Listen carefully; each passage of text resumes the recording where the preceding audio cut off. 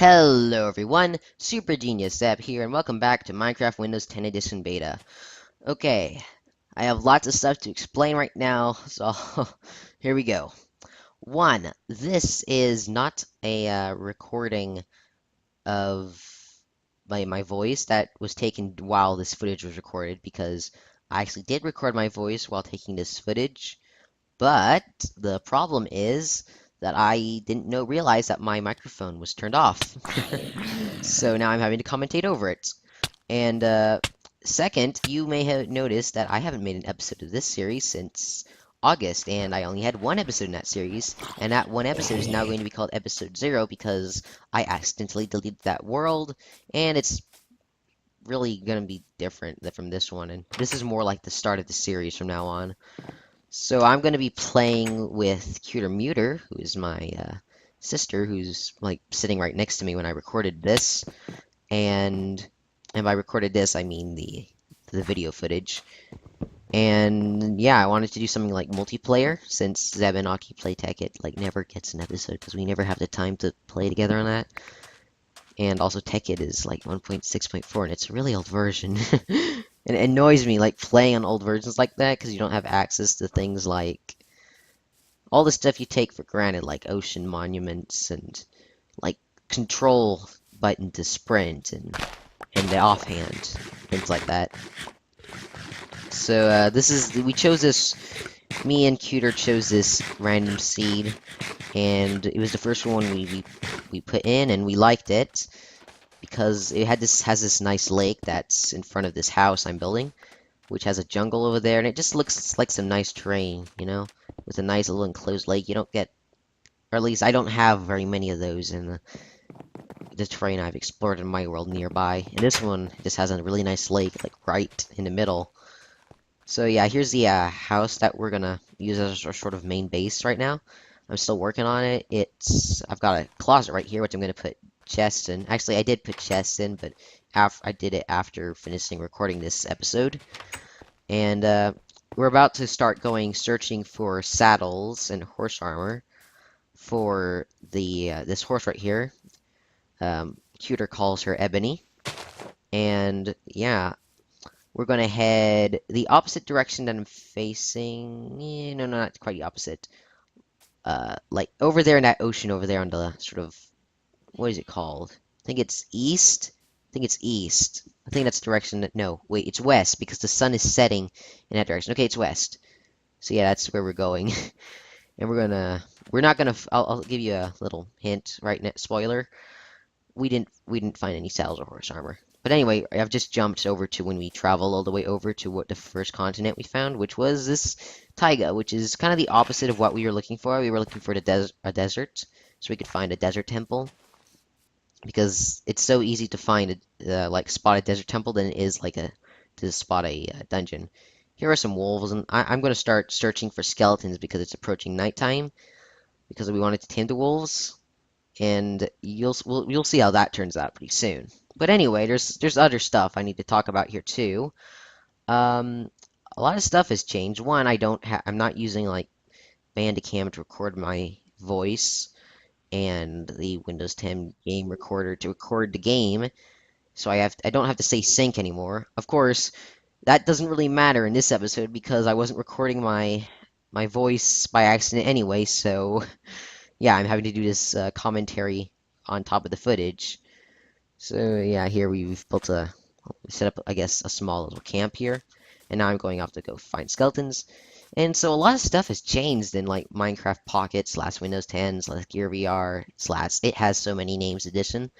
Like for one, the GUIs are a lot more desktop and laptop friendly when you're using a mouse and keyboard now, and a whole bunch of like Java edition features have been added, like all of Redstone, minus the bugs like quasi-connectivity, which is a good thing, and things like horses and riding pigs and horses and name tags and leads and other stuff that you would take for granted in Java Edition, but for a long time they weren't on this edition because it used to be. I mean, if you played Pocket Edition back in, well, I don't know, like 2012.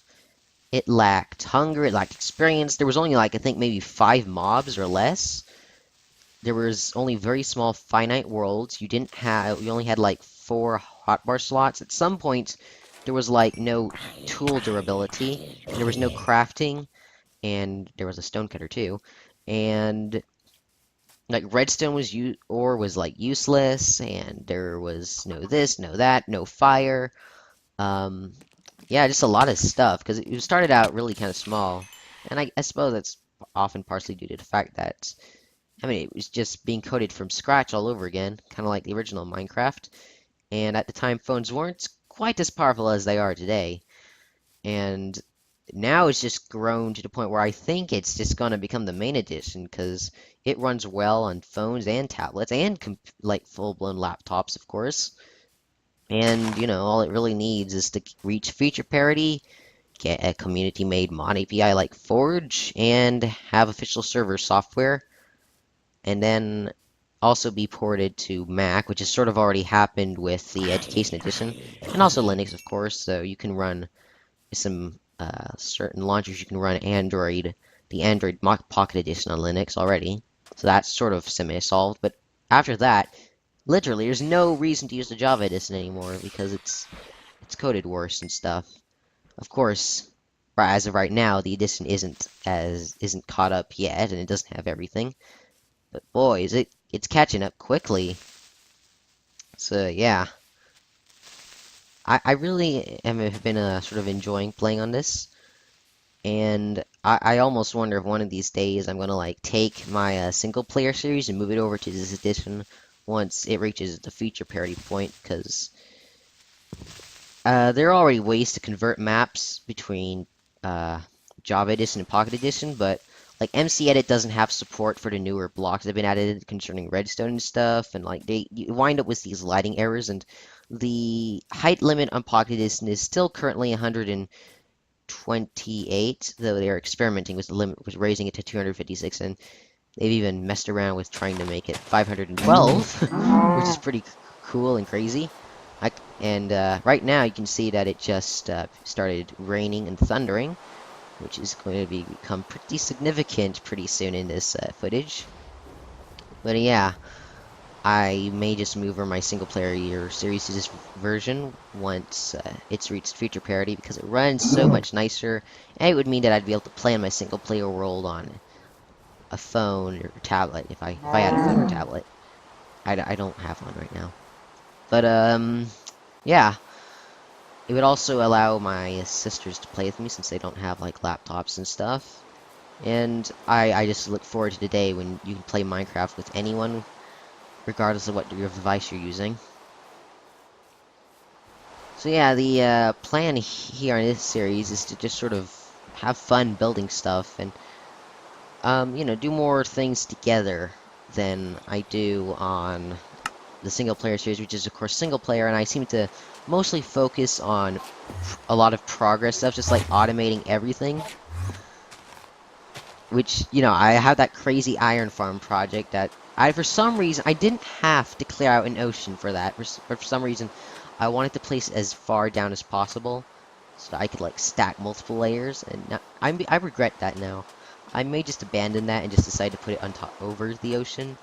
Or I may not even do a full-size iron farm like I was planning to, and just do a smaller one. But yeah, I just have this crazy plans for the single-player series for basically total automation of all resource collection.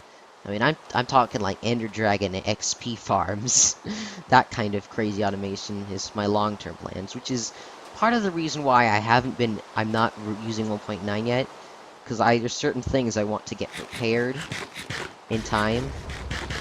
Although for updating from 1.8 to 1.9, I just really want to make a notch apple because I feel like it might be more difficult to find one afterwards. So yeah, that's really the only reason for that. But yeah. Also, I won't be updating to 1.10 immediately because of there's this bug where the Ender Dragon will not you won't be able to respawn the Ender Dragon when you've updated your world to 1.10 if you enter the end in that version due to a bug. I don't know if when they fix it, they'll fix it for worlds that have already been sort of messed up by it. But I'm just gonna hold off a little and wait and see how that plays out. And besides, a 1.10.1 version is coming out pretty soon anyway, and it's gonna fix a couple of bugs that were still in that version. I mean, isn't that how Minecraft works? And oh, there we go, the thing I was talking about, the skeleton horse traps. They added those to Pocket Edition if you didn't know, and like that one just spawned like right next to me, and we started seeing a whole bunch of them all over the place. I mean, they're supposed to be like rare, but yeah, they're not really rare at all if you're not sleeping all the time to stop thunderstorms. So yeah. um, I've also been sort of playing around with like the redstone in Minecraft Pocket Edition, and there's been a sort of a bunch of, I suppose, controversy over the recent addition of pistons, because pistons don't have the quasi-connectivity bug, and I guess I'll touch on that right now, as you can enjoy this footage of me. Oh yeah, there, I've got the bones. That from the skeletons. And now I'm trying to head off to find a dog. But anyway, like, quasi-connectivity is this bug that it's sort of like, if there's a redstone power source, and and a piston, if the block above the piston would be, like, strongly powered, if there was a block there in a spot above a piston, then the piston will be powered regardless of whether there's actually a block there or not. And this is basically what they mean, what people mean when they say that quasi-connectivity is like diagonal, like redstone power. It's kind of weird. You can put a repeater on top of a block and put a piston next to that block, and the repeater will actually power the piston, which makes no sense because I know how redstone works. There's like the power sources, and then that can strongly power blocks or weakly power. And strongly powered blocks can weakly power adjacent blocks. But quasi-connectivity basically breaks that rule. But the thing about that quasi-connectivity bug is that it's been around, I think, since pistons were added, and that people use it in a lot of creations because it, like a lot of bugs, it opens up some interesting possibilities for certain things. A lot of things could be more difficult to do without quasi-connectivity. And so a lot of people think that it's a bad idea to remove it, but I personally think that it's a hindrance to the logic of redstone. As much as I like a lot of the cool creates and major quasi-connectivity, and honestly other bugs, like for example speedy boats or piston translocation, a quite recently added bug that people are already beginning to like abuse like crazy, it doesn't fit it or make sense. It cannot actually be a hindrance in some things. You may have seen how some farms have been broken by like the piston translocation, and like you can run into some trouble with like quasi-connectivity, and if you're a beginner redstone, it can be pretty confusing. And yep, there I went, just dying from the skeletal riders. And here I'm gonna cut and just jump to when I managed to pilot about all the way over here. That little wooden thing is a Celter cuter meter built. There's more skeleton horses. Yeah, they were just like everywhere because the thunderstorm went on for quite some time. But anyway, if you're trying to learn redstone and you run into that weird thing with pistons having quasi-connectivity, it can be quite confusing, to be honest. And it's just, I don't think that a sort of power system that's based off of like logic should have something that breaks its own rules like that. And I mean, maybe they should add some more blocks in addition to like the observer, which Minecraft Pocket Edition adds, which is a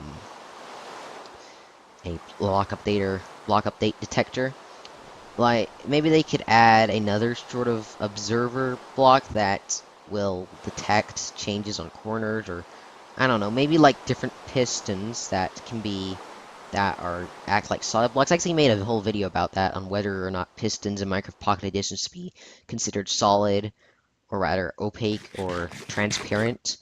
And by opaque and transparent, I'm not referring to like how transparent they look. I mean opaque and transparent as in terms of like the redstone and redstone meaning of those terms, which I'm not gonna try to explain here, but anyway, like maybe they should add some like for the speedy ice boats.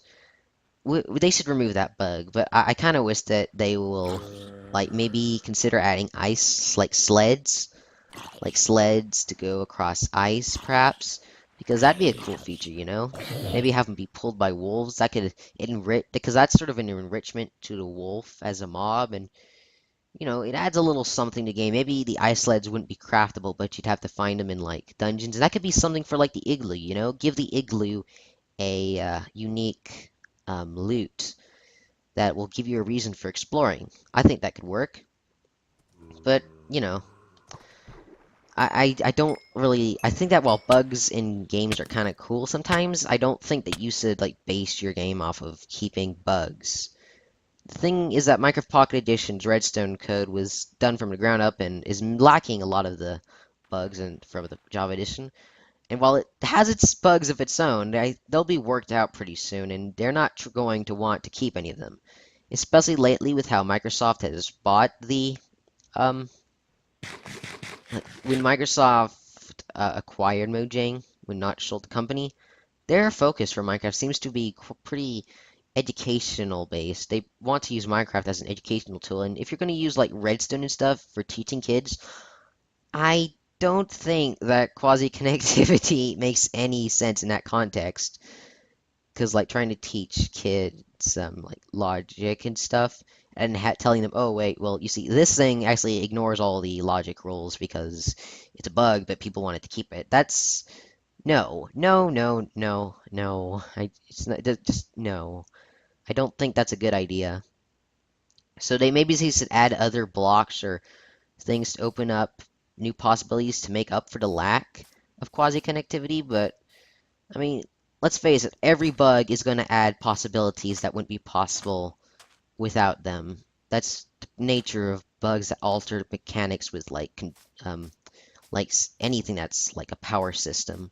They'll like all the Ender Dragon like XP farms. Oh, here comes the scene where we're about to encounter a skeleton horse. Like that's right in front of us. Like we didn't have to venture out to find one. It was just right here. There we go. Here we go. Watch this. It's just chaos. We go here. We go walk in and and dead. And like there were just arrows everywhere because it wasn't raining anymore. They all got set in fire, which I think is a bug. I think they're supposed to have like 3 seconds of invulnerability, but anyway, now there's just a bunch of arrows on the floor. And there's also this bug in Minecraft Pocket Edition right now where entities wearing armor will always drop that armor. So we just got like a whole bunch of free stuff there. And now we've got these skeleton horses which survived. Just two of them. The other two died along with the skeletons. And so we can tame those. Oh wait, never mind. They're already tamed, but we can find saddles for those two eventually, which is something we failed to do in this episode. But anyway, I've sort of really gone off topic of what's going on in the footage. But anyway, this has been Super Genius Seb. If you like this interesting video and would like to see more of this series, then please make sure to subscribe. And if you like the video, then please like it. And thank you all for watching. And here we go, spazzing out. Goodbye.